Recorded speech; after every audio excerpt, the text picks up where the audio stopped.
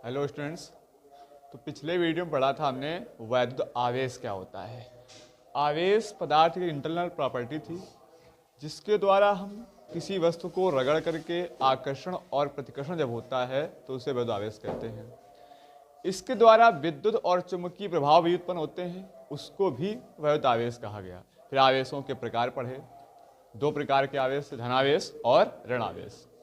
फिर आवेशों की प्रॉपर्टी हमने पढ़ी कि अगर लाइक चार्ज हैं, समान प्रकृति के आवेश है तो उनके मध्य प्रतिकर्षण होता है, और असमान प्रकृति के या कहते हैं अनलाइक चार्ज हैं तो उनके बीच में आकर्षण होता है।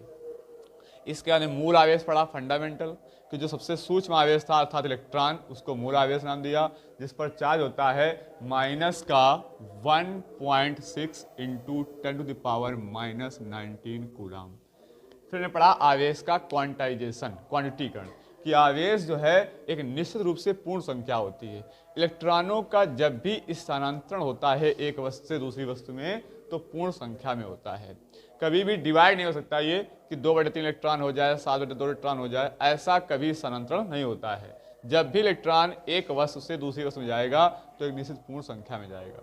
फिर ने पढ़ा आवेश इलेक्ट्रॉन में संबंध कि Q बराबर Ne होता है। किसी पदार्थ में जो आवेश की मात्रा होती है वो इलेक्ट्रॉनों की संख्या का पूर्ण गुणज होती है। इसके बाद ने पढ़ा आवेश संरक्षण का सिद्धांत कि आवेश समय के साथ संरक्षित है, इसको ना तो हम उत्पन्न कर सकते हैं और ना ही नष्ट, बल्कि इसे एक वस्तु से दूसरी वस्तु में स्थानांतरित कर सकते हैं। ये था आवेश संरक्षण का सिद्धांत। इसके बाद हम लोग पढ़ रहे हैं, आप आगे पढ़ना है इसके बाद आपको वैद्युत क्षेत्र रेखाएं, वैद्युत क्षेत्र रेखाएं या इनको कह सकते हो वैद्युत बल रेखाएं। क्या होती हैं वैद्युत क्षेत्र रेखाएं? इंग्लिश में इनको बोलते हैं electric field lines, electric field lines. जब भी कोई धन आवेश होता है, क्योंकि दो प्रकार के आवेश पड़ते हैं, एक धनावेश एक ऋणावेश, तो जो धनावेश होता है इससे विद्युत क्षेत्र रेखाएं निकलती हैं, इससे कुछ पॉजिटिव चार्ज निकलता है बाहर की ओर। ये धनावेश होने का इससे विद्युत क्षेत्र रेखाएं हमेशा बाहर की ओर निकलती हैं। और अगर माइनस चार्ज है तो इसमें वैद्युत क्षेत्र रेखाएं अंदर की ओर आती हैं, इसमें रेखाएं अंदर की ओर आती हैं माइनस आवेश में।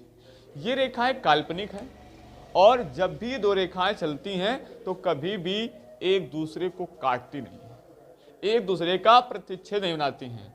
इनके चलने का सिस्टम है कुछ इस प्रकार से है कि अगर धन आवेश है दूसरा माइनस आवेश है तो इलेक्ट्रिक फील्ड लाइन चलती हैं प्लस से माइनस की ओर, धन से ऋण की ओर।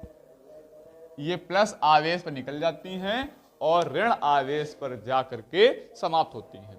ये वापस नहीं आती हैं, ऋण आवेश से धनावेश की ओर वापस नहीं आती हैं, अर्थात ये बंद लूप नहीं बनाती है। धन से निकलेगी ऋण आवेश पर समाप्त हो जाती है। अगर ये ऋण आवेश से धनावेश की ओर वापस आ जाएगी तो बंद लूप बन जाएगा, जबकि नियम इनका है कि ये रेखाएं कभी भी बंद लूप नहीं बनाती हैं। जितनी भी रेखाएं होंगी ऐसे प्लस से निकलेंगी और माइनस पे समाप्त हो जाएंगी। ये वक्राकार को चलती हैं प्लस से माइनस, इनका डायरेक्शन है धनावेश से ऋण आवेश की ओर जाना। ये जब दो रेखाएं कभी भी काटेंगे नहीं तो इनमें कभी दिशाएं नहीं बदल सकती हैं, एक ही दिशा होती है प्लस से माइनस की ओर। वैद्युत क्षेत्र की एक दिशा है प्लस से माइनस की ओर, धन से ऋण की ओर।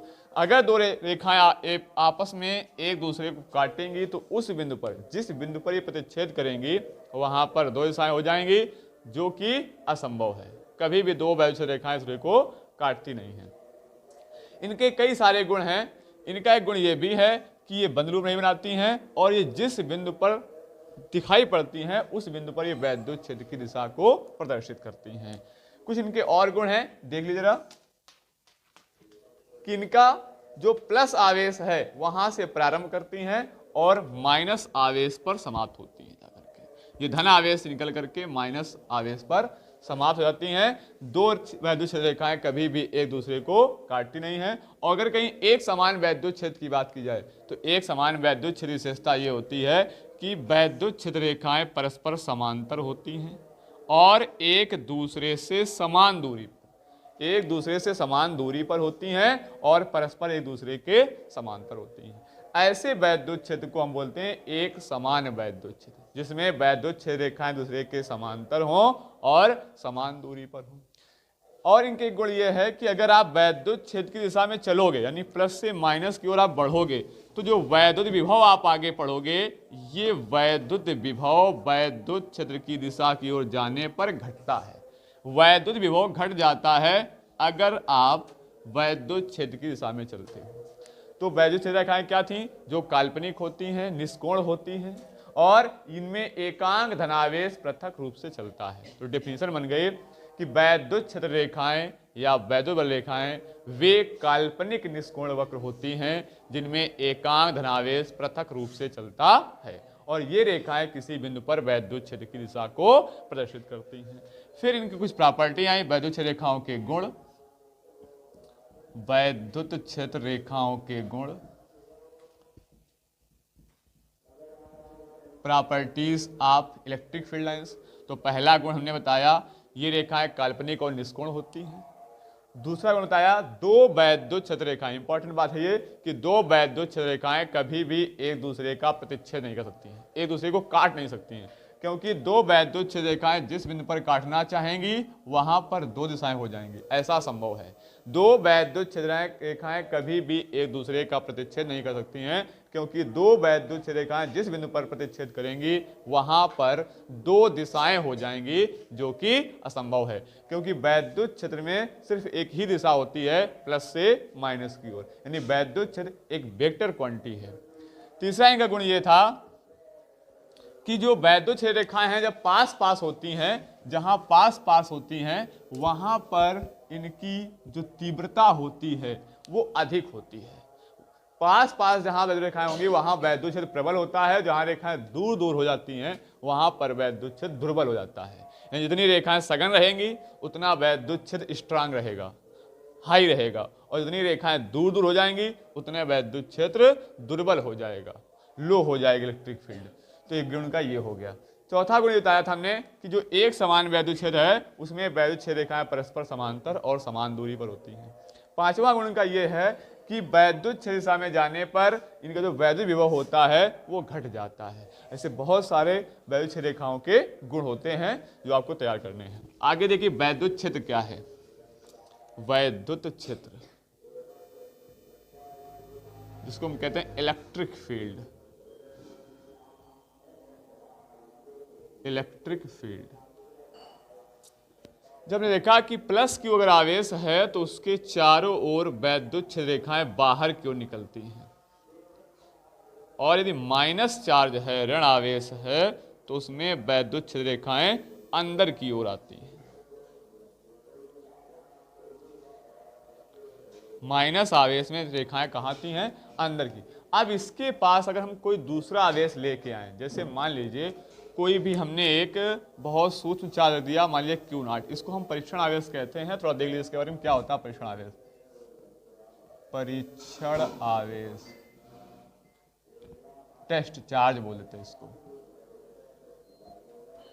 टेस्ट चार्ज, किसी चीज को टेस्ट करना हो, टेस्ट के लिए बहुत थोड़ी मात्रा ली जाती है, बहुत थोड़ी क्वांटिटी के लिए हम टेस्ट करते हैं।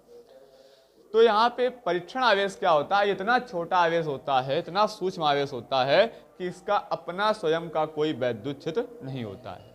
हर आवेश अपने चारों ओर एक विद्युत क्षेत्र उत्पन्न करता है, लेकिन परीक्षण आवेश जो है वो इतना सूक्ष्म है, इतना छोटा है कि ये कोई, तो ये परीक्षण आवेश इतना सूक्ष्म आवेश है कि इसका अपना स्वयं का कोई वैद्युत क्षेत्र नहीं होता है।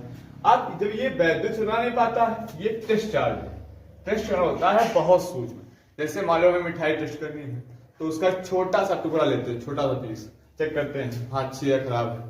तो ऐसे ही बहुत छोटा आवेश है, इसका अपना कोई वैद्युत क्षेत्र नहीं है। लेकिन जब इस परीक्षण आवेश को हम किसी आवेश के पास ले जाते हैं तो ये क्या करता है? इस पर आकर्षण या प्रतिकर्षण होता है। क्यों? क्योंकि इसको हम मान लेते हैं हमेशा पॉजिटिव चार्ज है, और जैसे इस चार्ज के पास इसको लेकर के आएंगे तो धनावेश है, इससे वैद्युत बल रेखाएं बाहर की ओर निकल रही हैं। ये क्या करेंगी? इस आवेश पर एक प्रतिकर्षण बल लगाएंगे, तो ये आवेश क्या हो जाएगा? प्रतिकर्षित हो जाएगा। जब इसी आवेश को हम इसके पास लाएंगे, क्योंकि पॉजिटिव है और ये आवेश क्या है, निगेटिव है, इससे बराबर रेखाएं अंदर की ओर आ रही हैं, तो ये रेखाएं इस परीक्षण आवेश पर एक अंदर की ओर बल लगाएंगे, ये अंदर की ओर आकर्षित हो जाएगा। तो यहाँ क्या हो रहा है, इस आवेश पर आकर्षण हो रहा है और इस आवेश में यहाँ क्या हो रहा है, यहाँ प्रतिकर्षण हो रहा है।